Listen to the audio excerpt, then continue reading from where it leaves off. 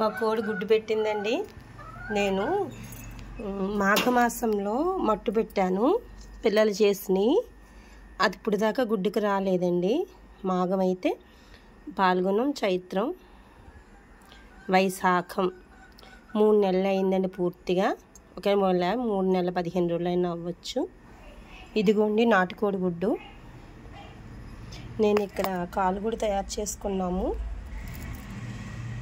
మా గేదెల దగ్గర ఉన్నటువంటి పొట్టు వేస్తానండి. ఇక్కడ నెల రోజులైనా తొడవను, అసలు స్మెల్ కూడా రాదు.